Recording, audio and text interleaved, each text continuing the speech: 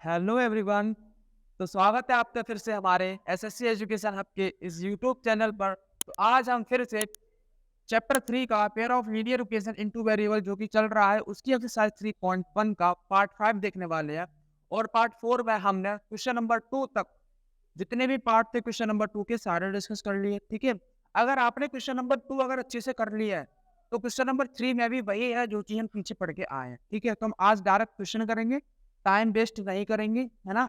तो एक बार पढ़ लेते हैं, आप सभी लोग अपनी किताब ले लें और मैं अपनी किताब में देख लेता हूँ क्वेश्चन क्या कह रहा है हमसे कि on comparing the ratio A1/A2, B1/B2 और C1/C2। ठीक है, find out whether the following pair of linear equations are consistent और इनकंसिस्टेंट। मतलब हमें कोई इक्वेशन दे रखी है, ठीक है, देखो ध्यान से सुनो। हमें कोई इक्वेशन दे रखी है और उन इक्वेशंस का हमें रेशियो पता करना है और उस रेशियो के अकॉर्डिंग हमें क्या पता करना है कि वो जो ये इक्वेशन जो है क्या ये कंसिस्टेंट है या फिर इनकंसिस्टेंट है ना। तो हम देखते हैं डायरेक्ट क्वेश्चन की तरफ। क्वेश्चन हमारे क्या होने वाले हैं, तो हम तीसरे क्वेश्चन का फर्स्ट पार्ट देखेंगे क्या होने वाला है। देख लेते हैं भाई।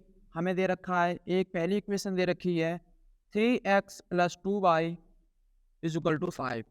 ठीक, ऐसे ही हमें दूसरी इक्वेशन दे रखी है 2x - 3y = 7। ठीक है, हमें दो इक्वेशन दे रखी है। हम अच्छा ये क्वेश्चन नंबर 2 इससे पहले वाला जो क्वेश्चन किया था आपने वहां जाओ, वहां देखो वहां कैसे क्वेश्चन किए थे आपने। कैसे किए थे कि हमें कोई भी इक्वेशन दे रखी है तो हम उसकी एक जनरल फॉर्म लिखेंगे। लीनियर इक्वेशन की जनरल फॉर्म होती है A1x प्लस, हाँ एक चीज और क्या हुआ, एक चीज और अभी ना ध्यान से देखो। अभी ये इक्वेशन दे रखी है, ठीक है, इक्वल टू में 5 है, इक्वल टू में 7 है। तो सबसे पहले तुम्हारा ये काम बनता है कि इन इक्वेशन को आप स्टैंडर्ड फॉर्म में लेके आओ। तो कैसे लेके आओगे, सुनो इधर 3x + 2y, ये जो 5 है ना इधर, इसको उठाओ इधर ले आओ और इक्वल टू में क्या आ जाएगा 0। तो इसी को हम क्या बोलते हैं, स्टैंडर्ड फॉर्म। ठीक है, ऐसे ही हम इसी इक्वेशन के साथ कर लेंगे 2x - 3y - 7 हो जाएगा इधर, इक्वल टू में क्या हो जाएगा 0। फिर आपको क्या बताया कि लीनियर इक्वेशन का एक जनरल फॉर्म होता है, वो क्या होता है, इधर होता है A1x + B1y + C1 = 0। फिर ऐसे ही अगर दूसरी इक्वेशन है तो हम उसकी जनरल फॉर्म क्या लिखेंगे, A2x + B2y + C2 = इतना कर लोगे। ठीक, अगर आप इतना कर लोगे तो क्या आप इसका कंपैरिजन इसके साथ नहीं करा पाओगे, क्या इसका कंपैरिजन इसके साथ नहीं करा पाओगे। जब आप कंपैरिजन कराओगे तो A1 की वैल्यू क्या आ जाएगी 3, तो हम यहाँ पे लिख देंगे A1 = 3। ऐसे ही B1 की वैल्यू क्या आ जाएगी 2, B1 = 2। ऐसे ही C1 की वैल्यू क्या आ जाएगी 5, तो C1 = हाँ -5 आएगी, क्या आएगी -5। ऐसे ही हमें क्या पता चल गया, A1 B1 और C1 पता चल गया। अब इसी तरीके से हम क्या करेंगे, A2 और B2 C2 पता कर लेंगे। तो A2 की वैल्यू क्या आ जाएगी, A2 की वैल्यू क्या आ जाएगी 2। ओके, ऐसे ही B2 की वैल्यू क्या आ जाएगी -3, C2 की वैल्यू क्या आ जाएगी -7, क्या आ जाएगी -7। ठीक है, अब हम क्या करेंगे, हमें A1 B1 C1 की वैल्यू पता चल गई, A2 B2 C2 की वैल्यू पता चल गई। अब हमें क्या करेंगे, इनका एक रेशियो क्या होता है, हमारे पास रेशियो होता है A1/A2 इक्वल टू में क्या दे दिया होता है B1/B2। ठीक है, फिर हम इधर देख लेते हैं C1/C2। अब हम जितने भी रेशियो हैं इन सभी की वैल्यू रख देंगे और फिर ये देखेंगे कि कौन किसके बराबर है और कौन किसके बराबर नहीं है। तो देखते हैं A1 की वैल्यू क्या आ जाएगी हमारे पास 3, A2 की वैल्यू क्या आ जाएगी हमारे पास अपॉन में 2 इक्वल टू चल रहा है, रख लेंगे। B1 की वैल्यू क्या है 2, B2 की वैल्यू क्या है -3। ठीक, इक्वल टू में C1 की वैल्यू क्या है -5, C2 की वैल्यू क्या है -7। पहली चीज हमने ये सब वैल्यू तो लिख ली। ठीक, अब आप ये देखो क्या 3/2 2/3 के इक्वल है, नहीं है। तो यानी कि हमें शुरुआत में ये पता चल गया कि A1/A2 not is equal to किसके, b1/b2 के। जब ये शुरुआत में ही इसके इक्वल नहीं आ रहा है तो हमें ये चीज लिखने की जरूरत नहीं है।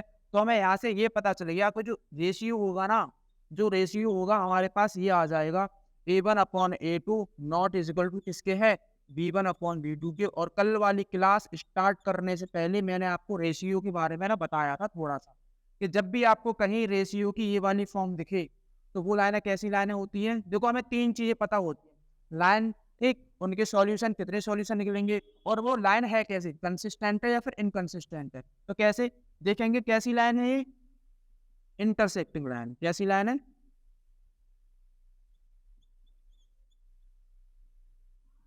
कैसी लाइन है, इंटरसेक्टिंग लाइन है। ओके, अब देखो जो जो चीज हमें पता पूछी तो यहाँ केवल कंसिस्टेंट है, लेकिन हमें जो जो चीज पता हम सब लिख देंगे, है ना, क्योंकि हमें जितना रिवीजन करेंगे उतना हमारे लिए अच्छा है। ये क्या हो जाएगा, जो इंटरसेक्टिंग लाइनें होती हैं उनका एक यूनिक सॉल्यूशन होता है, ठीक।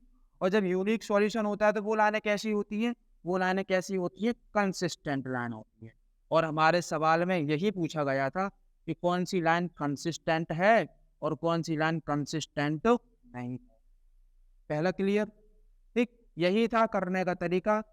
बस छोटी सी भाषा में बड़ा सवाल तुम्हारी आंखों के सामने। अब हम आगे वाला सवाल देखेंगे। सभी लोग इसका ना स्क्रीनशॉट ले लेना। अगर आप अपनी कॉपी किताब खोल के नहीं बैठे हो तो स्क्रीनशॉट लेके फोन में सेव कर लो। आगे जब भी पढ़ने का मन करे तो स्क्रीनशॉट खोला और फिर नोट कर लग गए, ठीक है। आगे वाले क्वेश्चन पे चलेंगे।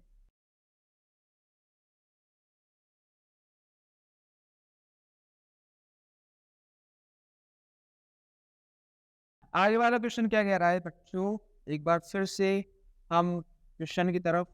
आगे वाला क्वेश्चन हमसे कह रहा है, क्वेश्चन 3 का सेकंड पार्ट हमसे कह रहा है, एक इक्वेशन तो हमने एक दे दी 2x minus 3y is equal to 8, और दूसरी इक्वेशन हमें दे दी गई है 4x minus 6y is equal to 9, ठीक है।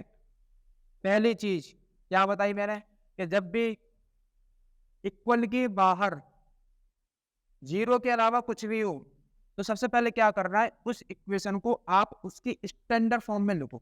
अब स्टैंडर्ड फॉर्म क्या होती है, जो भी इधर वैल्यू होती है उसको हम किधर ले आते हैं, LHS साइड, मतलब LHS की तरफ ले आते हैं और उधर क्या हो जाएगा, जीरो हो जाएगा।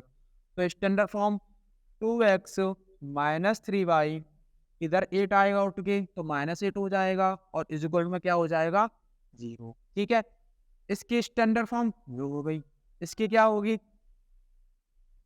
4x minus 6y minus 9 is equal to 0, ठीक है। फिर हमने क्या किया, हमें इक्वेशन पता चल गई, है ना। अब इक्वेशन पता चल गई तो इनकी जनरल फॉर्म क्या होती है, लीनियर इक्वेशन की general form a1x plus b1y plus c1 और इज इक्वल टू 0, ठीक। देखो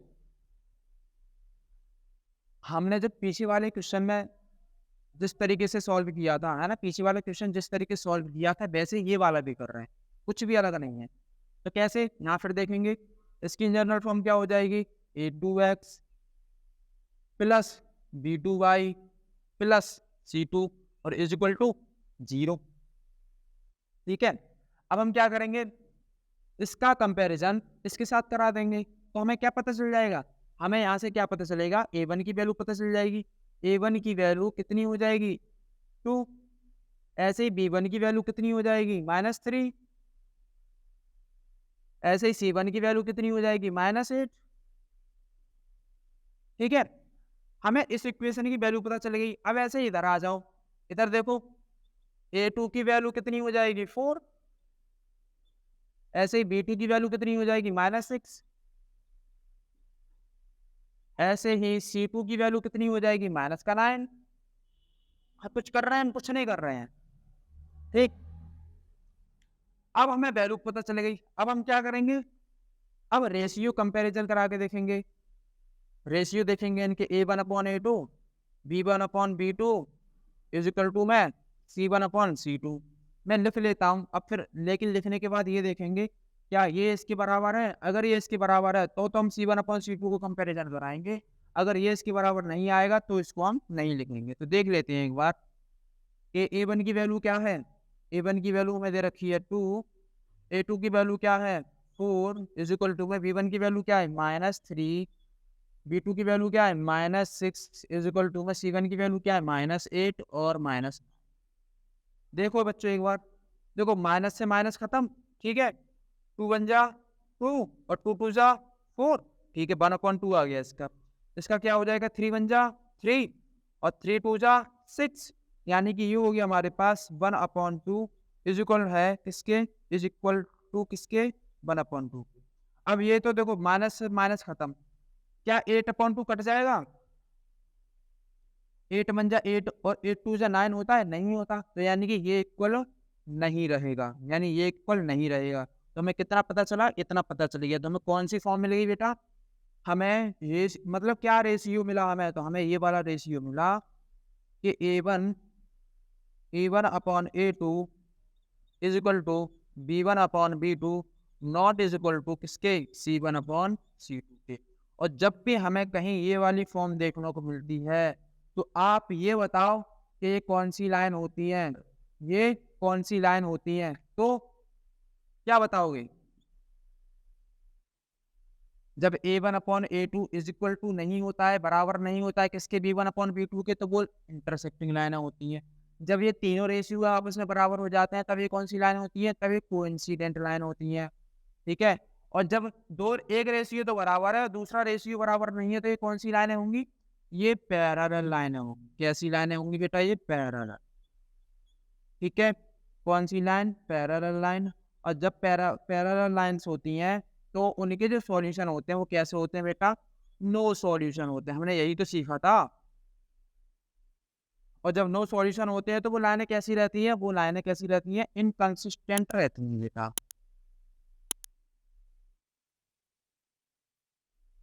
कैसी लाइनें रहती हैं, इनकंसिस्टेंट। तो हमसे सवाल में यही पूछा गया है कि कौन से इक्वेशन कंसिस्टेंट है और कौन से इक्वेशन इनकंसिस्टेंट है। तो हमने क्या पता कर लिया, ये इक्वेशन कैसा है, इनकंसिस्टेंट, ठीक है। अब ऐसे ही हम आगे वाले क्वेश्चन की तरफ बढ़ेंगे। तो भाई आगे वाला क्या है, देखो अगर आपको ये फॉर्म पता चल गई, सारे क्वेश्चन आप अपने आप लगा लोगे, कुछ भी नहीं है, बस बस थोड़ा आप समझ लो, इस तरीके से फिर हम इसको बिगाड़ देंगे।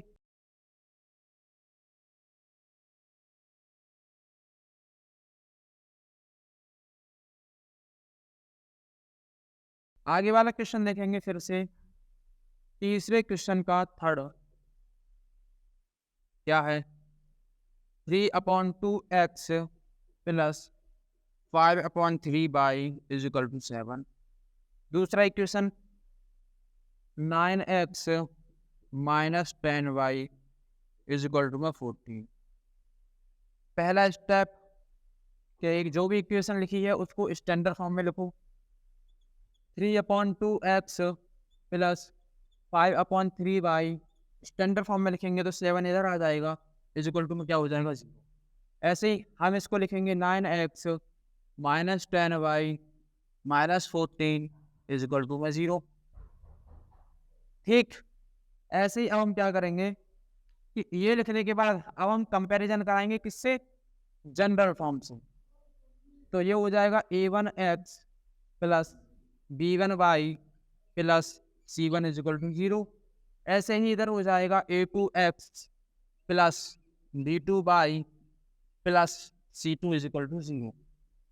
फिर हमें क्या पता चल जाएगा, यहाँ से हमें A1 की वैल्यू पता चल जाएगी, ब्लैक से लिखूंगी, A1 की वैल्यू कितनी 3/2, B1 की वैल्यू कितनी 5/3, C1 की वैल्यू कितनी -7। ऐसे ही A2 की वैल्यू कितनी 9, B2 की वैल्यू कितनी -10,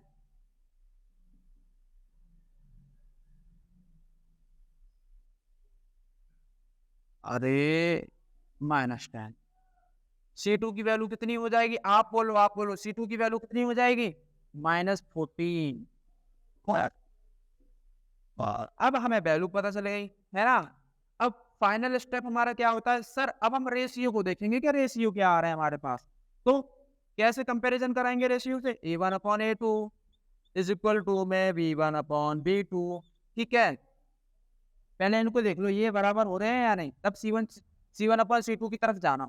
A1 की वैल्यू क्या है, A1 की वैल्यू क्या है 3/2, और इसके ये तो 3/2 हुआ ना, इसके बट्टे में क्या है A2 की वैल्यू क्या है 9, क्या है 9। ऐसे ही हम क्या करेंगे, B1 की वैल्यू क्या है 5/3 और B2 की वैल्यू क्या है -10।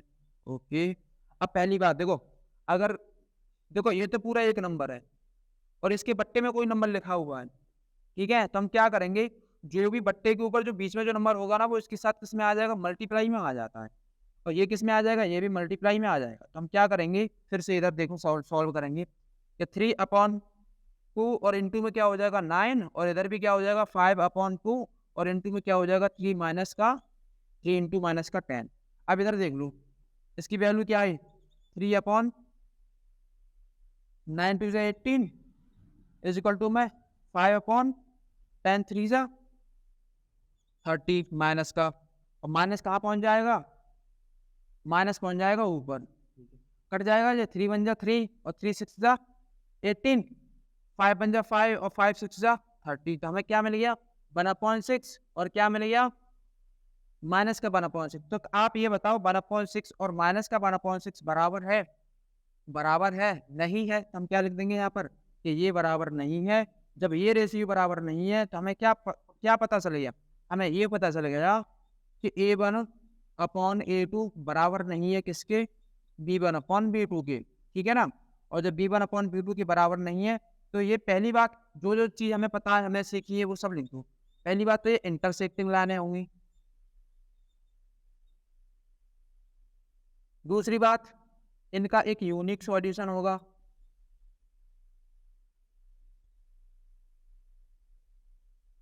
तीसरी बात ये कंसिस्टेंट होंगी। और पूछा गया क्या गया सवाल में कि वो कंसिस्टेंट है इनकंसिस्टेंट, तो आप बता दोगे ये कंसिस्टेंट है, ठीक है। ऐसे ही हम आगे वाला सवाल देखेंगे।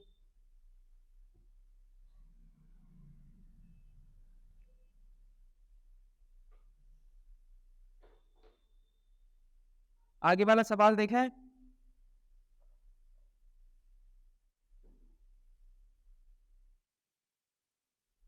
आगे वाला सवाल एक बार फिर से,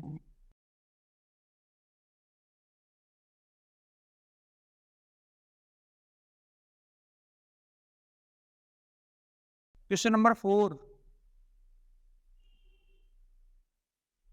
3 का 4, 3 का 4 क्या कह रहा है आपसे, हाँ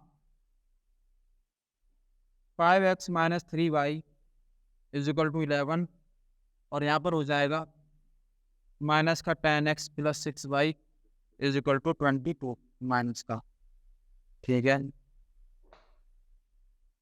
पहला स्टेप, अगर आपको कभी भी इज इक्वल टू में कोई भी वैल्यू दे रखी है, कोई नंबर दे रखा है, तो सबसे पहले वहाँ जीरो लेके आओ, और जब जीरो लेके आएंगे तो उसको हम क्या बोलते हैं, उसकी स्टैंडर्ड फॉर्म, उस इक्वेशन की स्टैंडर्ड फॉर्म।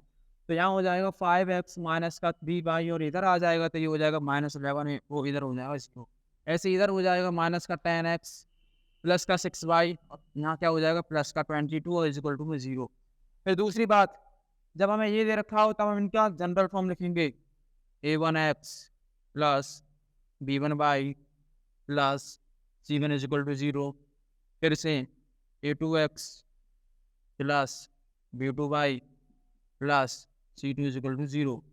कंपेरिजन कराएंगे तो हमें क्या पता चला, A1 की वैल्यू 5, B1 की वैल्यू -3, C1 की वैल्यू -11, फिर से A2 की वैल्यू -10, B2 की वैल्यू +6 और C2 की वैल्यू, ठीक है। इनके रेशियो देखेंगे अब, A1/A2, B1/B2, A1 की वैल्यू 5, B2 की वैल्यू A2 की वैल्यू -10, माइनस पहुंच जाएगा ऊपर, ठीक है। B1 की वैल्यू -3, B2 की वैल्यू 6, 5 बन जा 5, 5 2 जा 10, 3 बन जा 3, 3 2 जा 6, कहने का मतलब क्या है, यहाँ हो जाएगा 1/2 इज इक्वल टू 1/2, ये तो बराबर हो गया। ये वाला चेक करो, C1/C2, C1 की वैल्यू -11, C2 की वैल्यू 22, यानी कि ये भी क्या हो जाएगा 11 बन जाए 11, 11 टू जा यहाँ भी माइनस, यहाँ भी माइनस, और यहाँ भी क्या हो जाएगा माइनस। तो हमें क्या पता चला, तीनों वैल्यू, तीनों रेशियो भी कैसे आए हैं, तीनों रेशियो आपस में कैसे आए हैं, बराबर आए हैं। तो यहाँ पर हो जाएगा कि A1/A2 इज इक्वल टू में B1/B2 और इज इक्वल टू में C1/C2। और जब ये रेशियो आपस में बराबर हो जाते हैं तब हम इनको क्या बोलते हैं, इनको हम कोइंसिडेंट लाइनें बोलेंगे। और जब ये कोइंसिडेंट लाइनें होंगी तो इनके कितने मैनी सॉल्यूशन होंगे, इनफाइनाइटली मैनी सॉल्यूशन होंगे इनके। और जब मैनी सॉल्यूशन होंगे तो ये कैसी लाइनें होंगी, ये कंसिस्टेंट लाइनें होंगी। समझ में आ गई बात। और ये हमसे पूछा गया था कंसिस्टेंट है इनकंसिस्टेंट, तो हमने बता दिया कंसिस्टेंट है। ठीक है, तो आगे एक सवाल रह गया है। अच्छा, ये सवाल जरूरी था। आज देखो आगे एक सवाल रह गया है, कोशिश करना कि आप खुद कर रहे हैं, वरना मैं कल वाली क्लास में इसको फिर कराऊंगा। तो आज की क्लास हम यही स्टॉप करते हैं। चलो अच्छा, ये देख ही लेते हैं, लास्ट सवाल है जो बहुत से लोग कर पाएंगे, बहुत से लोग नहीं कर पाएंगे, तो देख लेते हैं ना क्या है। अब ये सर बोलोगे एक ही क्वेश्चन रह गया है तो क्यों रोक रहे हो।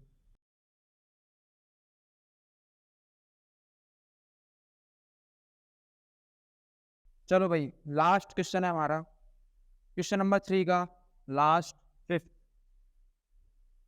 क्या है, 4/3 x प्लस, अच्छा, plus 2y is equal to में 8, इधर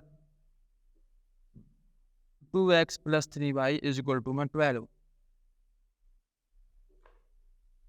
फिर से क्या लिखेंगे हम, इनकी standard form, 4/3x plus 2y minus का 8 इज इक्वल टू 0। इधर हो जाएगा 2x प्लस 3y माइनस का 12 इज इक्वल टू 0।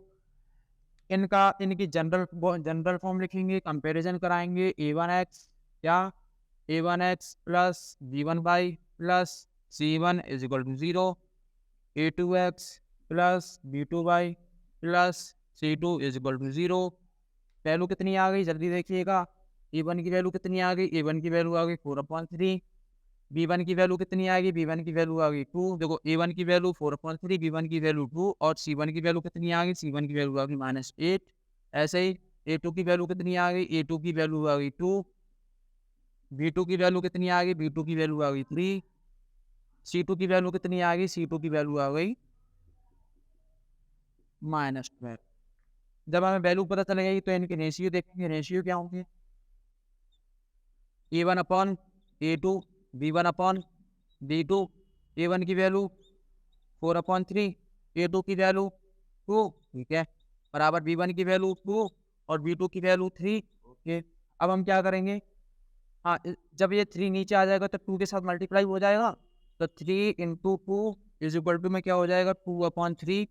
और फिर से हम क्या करेंगे यहाँ पे, अच्छा एक काम करें, 2 2 जा 4 कर दें, ठीक है। तो यहाँ में क्या पता चल गया, 2/3 इज इक्वल टू किसके, 2/, अच्छा ये a1/a2 किसके बराबर हो रहा है, b1/b2 के, ठीक है। अब यहाँ से क्या करेंगे, c1/c2 का और रेशियो देखेंगे। तो c1/c2 क्या है, ये तो -8 है और वो कितना है -12, ठीक है।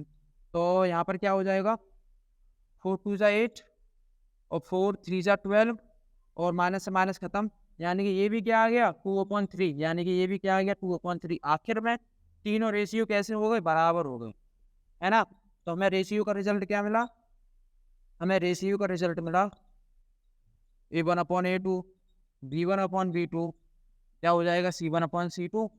ओके, और जब भी हमें ऐसा रेशियो मिलता है तब हम वहाँ का क्या बोलेंगे, तो वो लाइनें कैसी होती हैं, आगे हम पढ़ के आए, तो वो लाइनें कैसी होंगी, वो लाइनें होंगी कोइंसिडेंट लाइन है। सॉल्यूशन कैसे होंगे, मैनी सॉल्यूशन होंगे। और लाइन कैसी रहेगी, कंसिस्टेंट, ठीक है। तो अब हमने क्या कर लिया, क्वेश्चन नंबर 3 के जितने भी पार्ट थे हमारे पास हमने सारे सॉल्व कर लिए। अब बच्चों, अब आप घर पे इसका रिवाइज करना, जितना रिवाइज करोगे उतना तुम्हारे लिए फायदा है। तो अगले वाले क्वेश्चन हम अगली क्लास में देखेंगे। हम छोटी छोटी क्लासें दे रहे हैं, एक एक क्वेश्चन की, मतलब एक एक क्वेश्चन के सारे पार्ट हो गए, ठीक है। तो आगे हम देखेंगे क्वेश्चन नंबर 4 क्या होने वाला है, ये भी वैसे ही जैसे ये थी। तो जब तक के लिए धन्यवाद, thank you, bye bye, Tata.